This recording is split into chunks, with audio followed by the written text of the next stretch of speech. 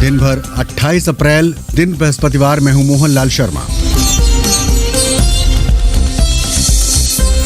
Ukraine के तबाह इलाकों में पहुंचे संयुक्त राष्ट्र महासचिव एंटोनियो गुटरेस, बोले 21वीं सदी में युद्ध बेतुका। I imagine my family in one of those houses that is now destroyed. प्रधानमंत्री मोदी असम दौरे पर नॉर्थ ईस्ट से अफवाह हटाने पर जोर। बीते 8 सालों के दौरान स्थायी शांति और बेहतर कानून व्यवस्था लागू होने के कारण हमें आपसा को नॉर्थ ईस्ट के कई क्षेत्रों से हटा दिया है।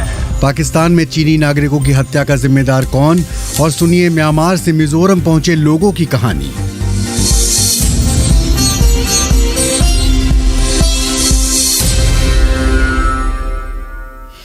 शाम के 7:30 बज चुके हैं और आप सुनना शुरू कर चुके हैं बीबीसी हिंदी सेवा का डिजिटल कार्यक्रम दिन भर। स्वागत, अभिनंदन। फेसबुक और यूट्यूब पर सुन रहे समस्त श्रोताओं का पहले मुख्य समाचार।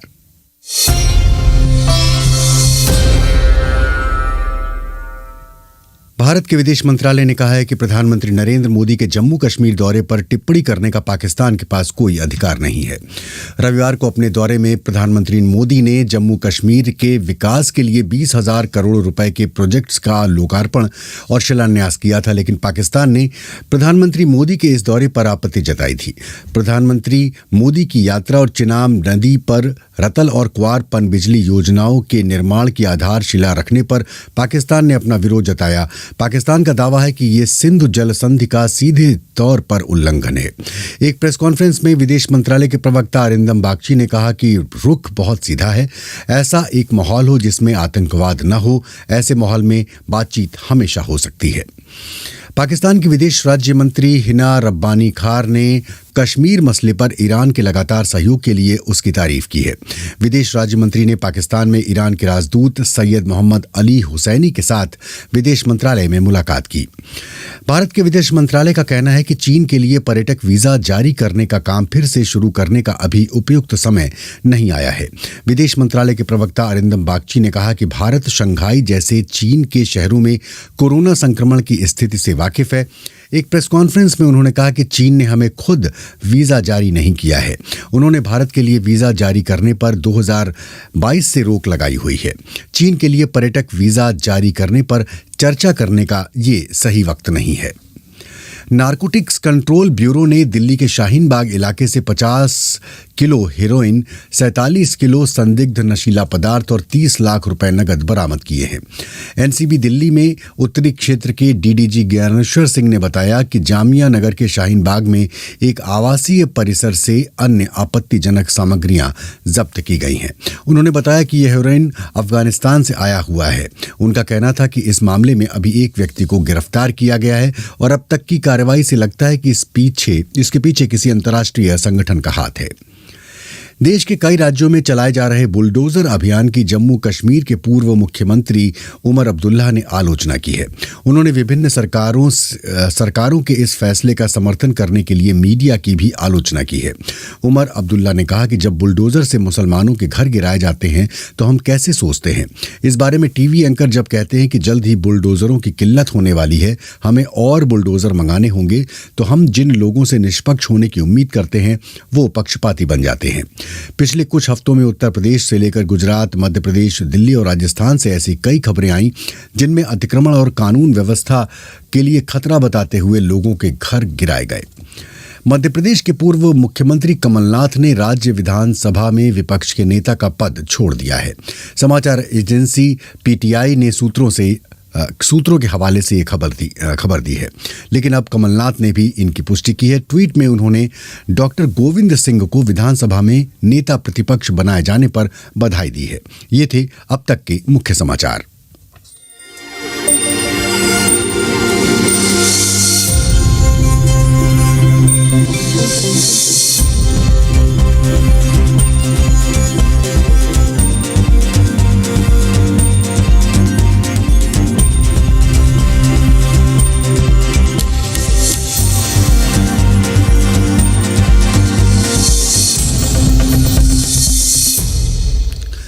अब आज का दिन भर कार्यक्रम संयुक्त राष्ट्र महासचिव एंटोनियो गुटरेस रूस की यात्रा के बाद यूक्रेन आ पहुंचे हैं। यहां वो यूक्रेन के राष्ट्रपति व्लादिमीर ज़ेलेंस्की और विदेश मंत्री के साथ बातचीत करेंगे। आज उन्होंने यूक्रेन के तबाह हो चुके इलाकों का दौरा किया। रूस के आक्रमण से तबाही के निशान देखने के बाद अपने संबोधन में वो काफी परेशान दिखाई दिए। हालांकि उनकी आलोचना भी हुई कि वो यूक्रेन से पहले रूस के दौरे पर क्यों पहुंचे थे। इस बीच रूस द्वारा पोलैंड और बुल्गारिया को गैस सप्लाई रोके जाने का मामला भी चर्चा में बना रहा। आज क्या कुछ हुआ, सुनिए अंजुम शर्मा से। संयुक्त राष्ट्र महासचिव एंटोनियो गुटेरेस ने आज उत्तरी यूक्रेन के उन इलाकों का दौरा किया जो रूसी आक्रमण में तबाह हो चुके हैं। एंटोनियो गुटेरेस बोरोदियांका, इरपिन और बूचा शहर पहुंचे। बूचा के हालात देखते हुए एंटोनियो गुटेरेस ने कहा, I imagine my family in one of those houses that is now destroyed and black. मैंने बर्बाद हो चुके घरों में अपने परिवार की कल्पना की। मैं कल्पना कर सकता हूँ कि मेरी पोतियां पैनिक में इधर उधर दौड़ रही हैं।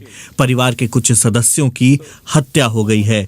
21वीं सदी में युद्ध विवेकहीन है, बेतुका है। युद्ध एक दुश्मन है। जब कोई ऐसी परिस्थिति देखता है तो हमारी संवेदनाएं उस परिवार के साथ रह जाती हैं। 21वीं सदी में किसी भी तरह से युद्ध स्वीकार्य नहीं है। To their families, but our emotions. Guterres ने कहा कि रूस को अंतर्राष्ट्रीय आपराधिक न्यायालय में चल रही जांच में सहयोग करना चाहिए। When we see this horrendous sight, it makes me feel how important it is. जब हम इस तरह के भयावह दृश्य देखते हैं तो मैं सोचता हूं कि इस मामले की जांच होना और जवाबदेही तय होना कितना जरूरी है। मैं पूरी तरह से अंतर्राष्ट्रीय आपराधिक न्यायालय का समर्थन करता हूं और रूसी संघ से अपील करता हूं कि वो आईसीसी में अपने ऊपर चल रहे आरोपों की जांच में सहयोग करें। रूस और यूक्रेन के बीच जंग को रुकवाने के लिए संयुक्त राष्ट्र प्रमुख एंटोनियो गुटेरेस ने प्रयास अपने तेज कर दिए हैं। वो यूक्रेन के राष्ट्रपति वोलोदिमीर ज़ेलेंस्की से आज मुलाकात करने वाले हैं। इससे पहले वो रूस पहुंचे थे। रूस की राजधानी मॉस्को में रूसी राष्ट्रपति व्लादिमीर पुतिन से उन्होंने मुलाकात की थी। दोनों के बीच लंबी बातचीत हुई थी। हालांकि लंबी चर्चा के बाद भी दोनों किसी नतीजे पर नहीं पहुंच सके थे। कल रूस ने कहा था कि अब वो पोलैंड और बुल्गारिया को गैस की आपूर्ति नहीं करेगा, क्योंकि इन दोनों ही देशों ने रूस की मुद्रा रूबल में भुगतान करने से इनकार कर दिया। इस पर अलग अलग देशों की अलग अलग तरह से राय आनी शुरू हुई। संयुक्त राज्य अमेरिका ने आरोप लगाया कि रूस ऊर्जा को अब नया हथियार बना रहा है।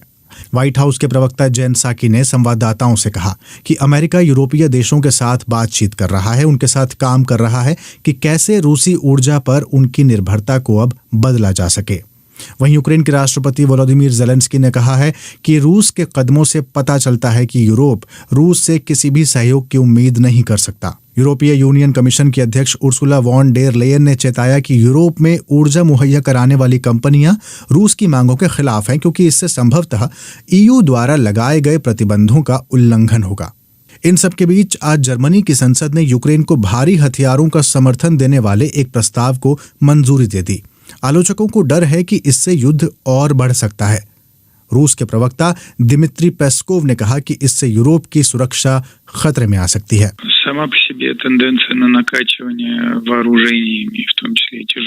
यूक्रेन और बाकी देशों में भारी हथियारों को पहुंचाना, उन्हें बढ़ावा देना एक ऐसी प्रवृत्ति है जो महाद्वीप की सुरक्षा के लिए खतरा है और इसे अस्थिर बनाएगी। इन सब के बीच रूस का दावा है कि उसने दक्षिणी यूक्रेन के खेरसोन शहर पर कब्जा कर लिया है और रूस की आधिकारिक मीडिया रिया नोवोस्ते के हवाले से कहा गया कि 1 मई से रूबल में लेन देन शुरू हो जाएगा। रूबल रूस की आधिकारिक करेंसी है। प्रधानमंत्री नरेंद्र मोदी असम के दौरे पर हैं। पहले वो दिफू पहुंचे, जहां उन्होंने शांति, एकता और विकास रैली को संबोधित किया। अपने संबोधन में प्रधानमंत्री मोदी ने कहा कि डबल इंजन की सरकार जहां भी हो वहां सबका साथ, सबका विकास, सबका विश्वास और सबका प्रयास की भावना से काम करती है। असम की स्थायी शांति और तेज विकास के लिए जो समझौता हुआ है उसको जमीन पर उतारने का काम तेजी से चल रहा है। उन्होंने पूरे पूर्वोत्तर भारत में पिछले कुछ सालों में हुए समझौतों की बात कही। कार्बी आंगलांग के अनेक संगठन शांति और विकास के रास्ते पर आगे बढ़ने का संकल्प लेकर के जुड़ गए। 2020 में बोडो समझौते ने स्थायी शांति के नए द्वार खोल दिए। असम के अलावा त्रिपुरा में भी एलएलएफटी ने शांति के पथ पर कदम बढ़ाए। करीब 2.5 दशक से जो ब्रू रियांग से जुड़ी समस्या चल रही थी, उसको भी हल किया गया। बाकी जगहों में भी स्थायी शांति के लिए हमारे प्रयास लगातार चल रहे हैं। प्रधानमंत्री मोदी ने कहा कि 2014 के बाद से नॉर्थ ईस्ट में मुश्किलें कम हो रही हैं, लोगों का विकास हो रहा है और उन्होंने armed forces special power act यानी कि आसफा को हटाए जाने का जिक्र भी किया। बीते 8 सालों के दौरान स्थायी शांति और बेहतर कानून व्यवस्था लागू होने के कारण हमें आफसा को नॉर्थ ईस्ट के कई क्षेत्रों से हटा दिया है। असम में तो 3 दशक से ये लागू था। आज असम के 23 जिलों से आफसा हटा दिया गया है। अन्य क्षेत्रों से भी हम तेजी से हालात सामान्य करने की कोशिश कर रहे हैं ताकि वहां से भी आफसा को हटाया जा सके। नागालैंड और मणिपुर में भी इस दिशा में बहुत तेजी से काम किया जा रहा है। प्रधानमंत्री नरेंद्र मोदी की आवाज आप तक पहुंच रही थी। कार्यक्रम में शामिल करते हैं दिलीप शर्मा को। दिलीप, ये बताएं कि प्रधानमंत्री के इस दौरे से जो लोगों की अपेक्षाएं थीं, जो आकांक्षाएं थीं, क्या वो पूरी हुई? देखिए, जो प्रधानमंत्री की जो आज रैली थी असम में 2 जगह थी, जिसमें डिपो की रैली को हम बहुत ज्यादा महत्वपूर्ण मान रहे हैं, क्योंकि वहाँ 2021 के सितंबर में वहाँ के 6 चरमपंथी संगठनों ने एक एकॉर्ड किया और उस एकॉर्ड के तहत ये तय किया गया, शर्तें जो थी उसमें तय किया गया कि कार्बी आंगलोंग जिले के लिए, जो असम का सबसे बड़ा जिला है क्षेत्रफल के हिसाब से, और आदिवासी कार्बी के अलावा वहाँ कई सारे आदिवासी रहते हैं और वहाँ ये बहुत लंबे समय से चली आ रही एक समस्या थी, तो उस इलाके में वो कई सारी विकास योजना उसी एकॉर्ड के अनुसार आए। लेकिन देखिए, अगर आप प्रधानमंत्री के पूरे भाषण को अगर आपने गौर से सुना है तो उसमें प्रधानमंत्री लगातार ये बोल रहे थे कि भाई आर्म्ड स्पेशल पावर एक्ट को हटाया है, बोडो एकॉर्ड किया है, त्रिपुरा में हमने किया है, लेकिन जो पूर्वोत्तर में सबसे पुराना संगठन है, जो Naga socialist council of Nagaland है, जो NSCN है, उसके साथ जो प्रधानमंत्री नरेंद्र मोदी जब 2014 में भारत के प्रधानमंत्री बने और 2015 में उनके साथ जो फ्रेमवर्क हुआ, तो नागा लोगों को इस तरह की उम्मीद थी। मैंने कई नागा के जो प्रमुख संगठनों से बात की थी कि प्रधानमंत्री अपने पूरे भाषण में, क्योंकि कार्बी आंगलों के जिस जगह से वो भाषण दे रहे थे वहां से महज कुछ किलोमीटर पे ही नागालैंड की सीमा है। मैं वही सवाल आपसे जानना चाहता था कि पीएम के इस दौरे की नागालैंड में काफी सुगबुगाहट थी, क्या वजह रही इसकी? नहीं, वही उसी पे मैं आ रहा हूँ, क्योंकि आप पीएम ने बहुत कुछ कहा कि भाई उनकी सरकार आने के बाद में नॉर्थ ईस्ट में शांति आई है, आर्म्ड स्पेशल पावर एक्ट कई जगहों से हटाया गया है, लेकिन जो सबसे बड़ा संगठन है, जो 1950 से जिसका आंदोलन चल रहा है, जिसमें बहुत सारी हिंसा हुई और ये एक तरह से बहुत सारी रिपोर्ट है, भारत सरकार की भी रिपोर्ट है कि ये जो NSCN के वजह से पूरा नॉर्थ ईस्ट जो है, पूरा नॉर्थ ईस्ट बहुत ज्यादा अशांत रहा। लेकिन और सबसे जो बड़ी बात है कि NSCN के साथ जो वार्ता चल रही है, जो 2015 में फ्रेमवर्क हुआ, उसके बाद जो फाइनल अब तक जो समझौता नहीं हो पा रहा है, उसकी वजह से लोगों को नागालैंड में भी कल काफी मेरी लोगों से बात हुई, क्योंकि जो भारत सरकार के वार्ताकार हैं AK मिश्रा, वो पिछले हफ्ते नागालैंड आए हुए थे। उन्होंने कई प्रमुख संगठनों से बात की, लेकिन अभी तक उस बारे में ना तो भारत सरकार ने कुछ पब्लिकली कहा है, ना प्रधानमंत्री मोदी के भाषण में आज वो चीज सामने आई है। जी, बहुत बहुत शुक्रिया दिलीप आपका इस जानकारी के लिए। म्यांमार में जब से सेना ने सत्ता संभाली है, तब से भारत का पूर्वोत्तर राज्य मिजोरम म्यांमार के चिन स्टेट से आ रहे शरणार्थियों के लिए एक सुरक्षित पनाहगाह बन गया है। पश्चिमी म्यांमार के चिन स्टेट के साथ मिजोरम का 510 किलोमीटर का लंबा बॉर्डर है और बॉर्डर के दोनों ओर एक ही जनजाति के लोग रहते हैं। BBC संवाददाता आमिर पीरज़दा मिजोरम पहुंचे, कुछ शरणार्थियों से उन्होंने बात की और इस शरणार्थी संकट को समझने की कोशिश की।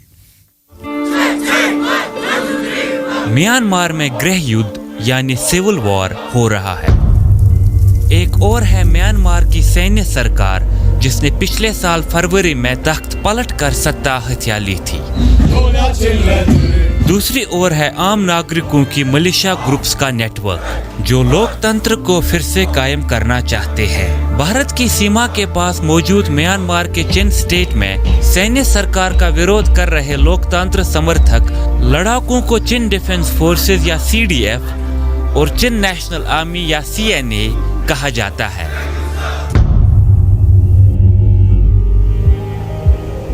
जोसेफ मिजोरम में अपनी जिंदगी को फिर से शुरू करने की कोशिश कर रहे हैं।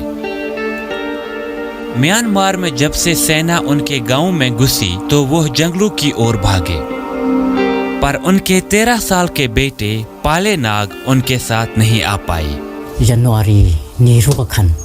6 जनवरी 2022 को मेरे बेटे और मेरे भतीजे को 4 और लड़कों के साथ म्यांमार की सेना ने गिरफ्तार कर लिया था। जब सेना पास आने लगी तो CDF ने मुझे भागने को कहा। मैंने CDF को एक ब्लैंकेट दिया और कहा कि जब मेरे बेटे का शव मिले तो उसे इससे ढक देना। कुछ दिनों बाद CDF को मेरे बेटे का शव मिला और उन्होंने उसकी तस्वीर फेसबुक पर डाली। फेसबुक के जरिए मैं उसे देख पाया।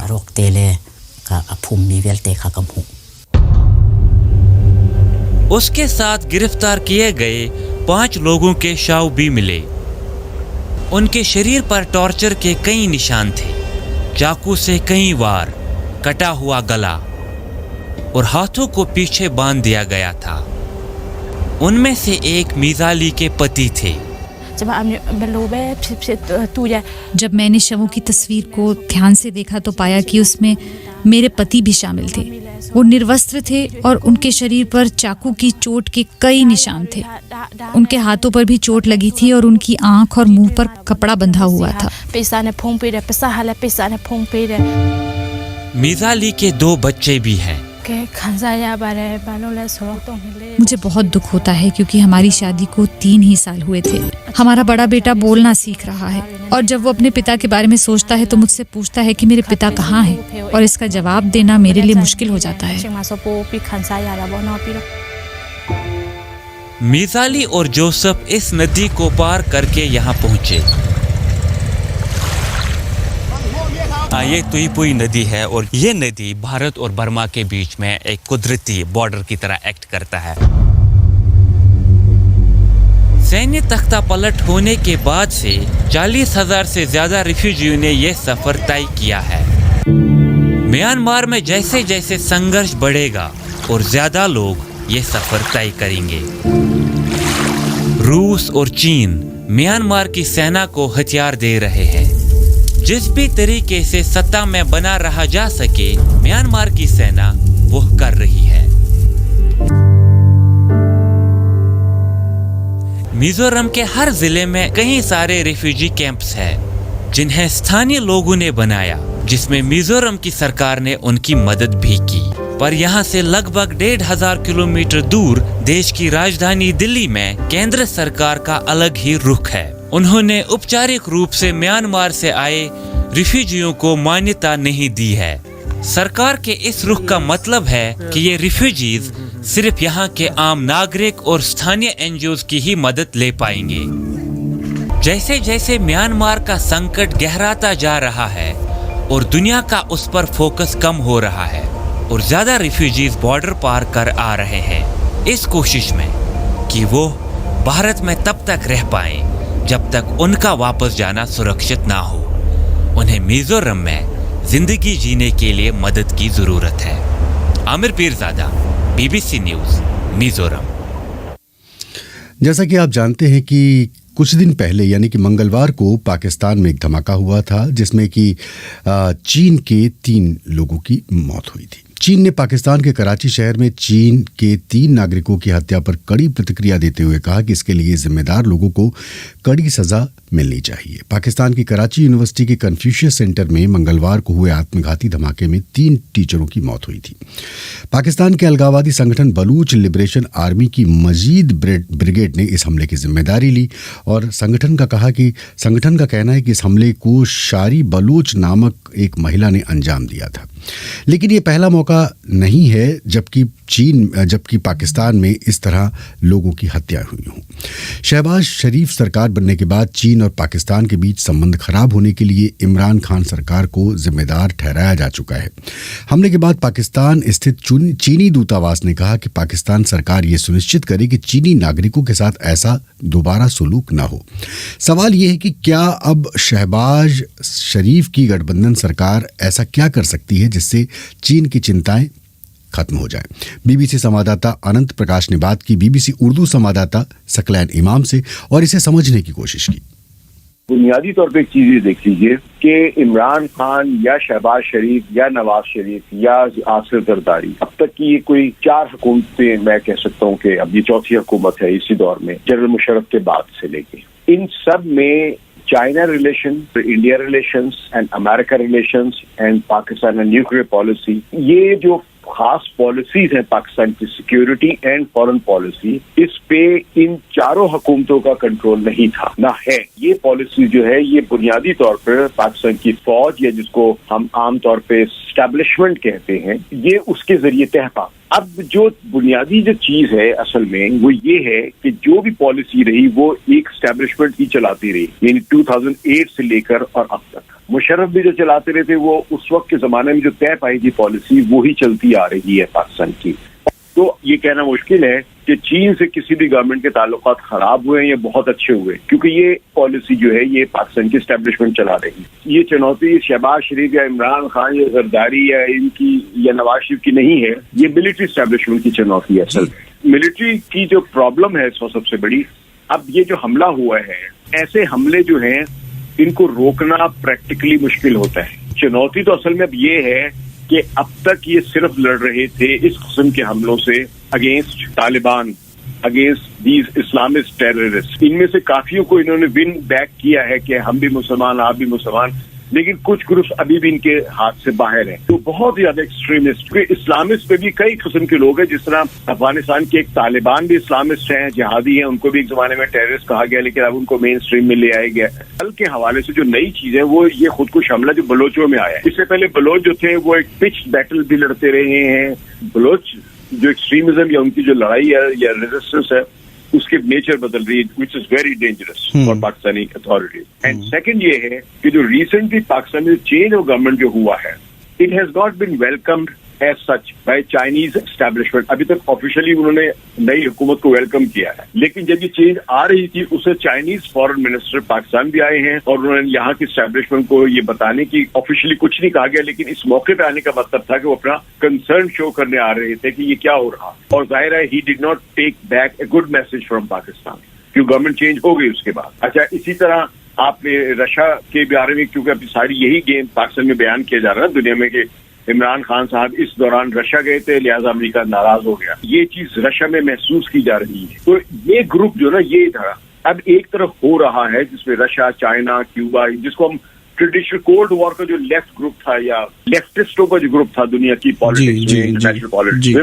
वो अब एक तरफ हो रहे हैं। और हम एक चीज भूल रहे हैं दरमियान में कि जब ये इंटरनेशनल डिवीजन हो रही थी तो जो पाकिस्तान गवर्नमेंट ने on behalf of organisation of Islamic conference OIC के बिहाफ पे जो एंटी इस्लामोफोबिया रेजोल्यूशन मूव की थी यूनाइटेड नेशंस ने, उस यूनाइटेड नेशंस की रेजोल्यूशन को चाइना, रशिया, क्यूबा और ये वेनेजुएला ने स्पॉन्सर किया था। सो हालांकि वो मुस्लिम कंट्रीज नहीं है, लेकिन उन्होंने इस डिवीजन में एक साइड ली है with Pakistan and naturally at the moment with Imran Khan. तो इमरान खान का जो डिपार्चर फ्रॉम पावर जो है वो इन लोगों ने वेलकम नहीं किया है अंदर से। दे नो इट के पाकिस्तान में एक शिफ्ट आई है, जो नई शिफ्ट के तहत पाकिस्तान अमेरिका से ज्यादा करीब आने की कोशिश करे। उसमें ये प्रॉब्लम अब होगा इस गवर्नमेंट के लिए कि ये अब जब पहले भी चीन के मैसेजेस आए कि book the murder should be brought to book, तो अभी भी वो मैसेज आएगा, लेकिन अब इस मैसेज के सीरियस मीनिंग्स बनेंगे, क्योंकि अब वो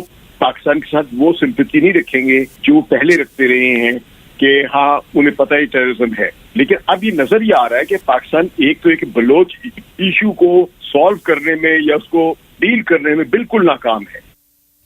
पाकिस्तान की राजनीति का विश्लेषण कर रहे थे बीबीसी उर्दू संवाददाता सकलैन इमाम। जब किसी को मालूम चलता है कि उसे कैंसर है, तब अचानक ही कैसे उसकी जिंदगी रातों रात बदल जाती है। अंत और उम्मीद के बीच जिंदगी उसकी हिचकोले खाने लगती है। सुनिए रांची से हमारे सहयोगी रवि प्रकाश की अपनी आप बीती। जिंदगी और मौत के बीच बस एक तजुर्बे का फर्क है। जिंदगी जीते हुए हम जो तजुर्बा हासिल करते हैं उसकी व्याख्या कर पाते हैं क्योंकि हमारी सांसें चल रही होती हैं। मौत के तजुर्बे की कहानी अनकही रह जाती है, तब सांसों का वो आधार नहीं बचता। इसलिए दुनिया के पास मौत का तजुर्बा नहीं है। मौत बस आ जाती है और हम निर्जीव पड़ जाते हैं। दूसरे लोग हमारी मौत की कहानी सुना तो सकते हैं, लेकिन वे यह नहीं बता सकते कि मौत के बाद क्या होता है, यह तजुर्बा कैसा है। हाँ, कभी कभार हमारा समाज ऐसे किस्से सुनाता है जिसमें कहा जाता है कि फलाना आदमी मर गया, लेकिन कुछ घंटे बाद उसकी सांसें लौट आईं। लेकिन कथित तौर पर दोबारा जिंदा हुए किसी शख्स ने भी मौत के तजुर्बे की कहानी नहीं सुनाई। मौत डरावनी होती है। हम मरना नहीं चाहते, जीना चाहते हैं लंबे वक्त तक। ऐसे में अगर आपकी उम्र 50 साल से भी कम हो और मौत ने आपको हेलो बोल दिया तो क्या होगा? मेरी उम्र अब 46 साल है। जनवरी 2021 में जब मुझे कैंसर का पता चला तो कुछ ही दिनों पहले मैंने अपना 45वां जन्मदिन मनाया था। हल्की खांसी और बुखार था। डॉक्टर के पास गए तो शुरुआती कुछ जांचों के बाद पता चला कि मुझे फेफड़ों का कैंसर है। मुझे तब देख रहे रांची के डॉक्टर नीतीश कुमार ने कहा कि यह अंतिम स्टेज का कैंसर हो सकता है। कैंसर वाले ट्यूमर और लिम्फ नोड्स फैले हुए दिख रहे थे। तब तक यह सब सिर्फ तस्वीरों में था। कैंसर और उसके स्टेज की पुष्टि के लिए मुझे अब कई और जांचों से गुजरना था। वह तारीख थी 30 जनवरी, महात्मा गांधी की पुण्यतिथि।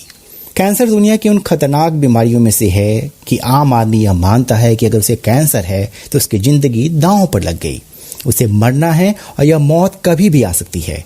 कैंसर का पता लगने के अगले ही दिन जब मैं इलाज के वास्ते मुंबई पहुंचा तो मेरी आंखों के सामने अमावस की रात वाला अंधेरा था। वहां की नामी टाटा मेमोरियल हॉस्पिटल की डॉक्टर देवयानी ने मेरी कुछ जांच कराई। शरीर में पतली मोटी सुइयों का जाना शुरू हुआ। मुझे भर्ती कर लिया गया। अगले कुछ दिनों में हुई बायोप्सी समेत कुछ दूसरी जांचों के बाद डॉक्टर ने बताया कि मेरा कैंसर अंतिम अर्थात 4थे स्टेज में है। मैं लंग कार्सिनोमा मेटास्टैटिस का मरीज हूँ। यह वह स्थिति है जब कैंसर की कोशिकाएं अपनी प्राथमिक जगह से दूसरी जगहों पर फैल जाएं। ऐसी हालत में कैंसर का इलाज प्रायः मरीज को ठीक करने के लिए अर्थात क्यूरेटिव नहीं होता। मतलब ऐसा इलाज जिसमें बीमारी ठीक नहीं होगी लेकिन मरीज को उस कारण होने वाले कष्ट कम से कम हों और उसकी जिंदगी ज्यादा से ज्यादा दिनों, महीनों या सालों तक बढ़ाई जा सके। ऐसी स्थिति में डॉक्टर मरीज के पूछने पर उसकी बाकी बची औसत आयु के बारे में भी बताते हैं ताकि वो अपनी योजनाएं बना सके। यह वह वक्त है जब कैंसर का मरीज मौत के डर के बीच अपनी बाकी बची जिंदगी के बारे में सोच सकता है। मेरे हिसाब से यह प्रिविलेज स्थिति है क्योंकि हमें पता है कि हमारे साथ क्या होना है। मैं पिछले 1.25 साल से इसी स्थिति की गवाही दे रहा हूँ। टीएमएस के डॉक्टर मुझे बता चुके थे कि मैं कभी ठीक नहीं हो पाऊंगा और आंकड़ों के मुताबिक मेरे पास गिनती के कुछ महीने या साल हैं। लेकिन मेरे इलाज के लिए कई थेरेपीज हैं जो मुझे इस बीच ठीक रखेंगी। डॉक्टर देवयानी के बाद मेडिकल बोर्ड अब मुझे बीमारी के विशेषज्ञ डॉक्टर कुमार प्रभास और उनकी टीम के पास भेज चुका था। मैं फरवरी 2021 से उनके सुझाई कीमोथेरेपी और टारगेटेड थेरेपी ले रहा हूँ। अब हर 21वें दिन होने वाली कीमोथेरेपी, हर 3 महीने अर्थात कीमोथेरेपी के प्रत्येक 4 सत्रों के बाद मुंबई स्थित मेरे अस्पताल की ओपीडी, वहाँ की जांच और अगले 3 महीने के लिए मेडिकेशन का निर्धारण मेरी दिनचर्या में शामिल है। मैं हर बार मुंबई से रांची लौटते ही अपनी अगली मुंबई यात्रा की योजनाएं बनाने लगता हूँ। मुझे लगता है कि मुंबई का अस्पताल ही हर 3 महीने के लिए मेरी सांसों का अनुबंध बढ़ाता जाएगा। मैं इस अनुबंध को जल्दी बढ़ाना चाहता हूँ। मैं कुछ और साल जीना चाहता हूँ। यह सोच छद्म है कि कुछ और सालों की जिंदगी में मैं अपने कुछ निहायत जरूरी जिम्मेदारियों को पूरी कर पाऊंगा। फिर भी मैं ऐसा सोचता हूँ और खुश हो लेता हूँ। यह अंत और उम्मीद के बीच की हालत है। मैं चाहूँ तो मौत के डर को दहशत में बदलकर अपनी और अपने परिवार वालों की जिंदगी खराब कर सकता हूँ। लेकिन मैं अपने ईश्वर का शुक्रगुजार हूँ क्योंकि मैं डर को शब्दकोश का एक शब्द भर मानकर उम्मीदों से अपनी बाकी बची जिंदगी को और खुशनुमा और यादगार बनाने का रास्ता चुना है। मैं मौत के सच से मुंह चुराने वालों के खिलाफ हूँ। जिस वक्त हमारा जन्म हुआ तभी तय हो गया कि हमें मरना है, फिर जो निश्चित है उससे कैसा डर। मैं इसी डर को हवा बनाने के लिए गोवा गया। गोवा में अरब सागर की नीली लहरों के ऊपर जब हम पैरासेलिंग करने जा रहे थे तब पत्नी ने पूछा, ऊपर हवा में अगर आपकी सांसें रुक गई तब? उन्होंने यह बात शायद इसलिए पूछी क्योंकि मुझे फेफड़ों का कैंसर है। मेरा जवाब था, मौत अगर हंसते हुए आ जाए तो इससे अच्छी मौत नहीं हो सकती। वैसे मैं भी मरने वाला नहीं हूँ, मुझे कुछ नहीं होगा। अब हम पहाड़ों पर जाने की योजना बना रहे हैं क्योंकि हम जानते हैं कि मौत का तजुर्बा नहीं होता। तजुर्बा तो सिर्फ जिंदगी का होता है और हम इस तजुर्बे की कहानी सबको सुनाना चाहते हैं ताकि किसी का डर दहशत न बने। कैंसर के साथ ऐसे भी रहा जा सकता है दोस्तों। तो ये आप बीती आप हमारे सहयोगी रवि प्रकाश की सुन रहे थे, जो कि खुद कैंसर से लड़ रहे हैं। आज दिन भर के इस अंक में इतना ही। इस प्रोग्राम का तकनीकी पक्ष संभाल रहे थे राजेश चौहान। कल तक के लिए विदा दें। नमस्कार।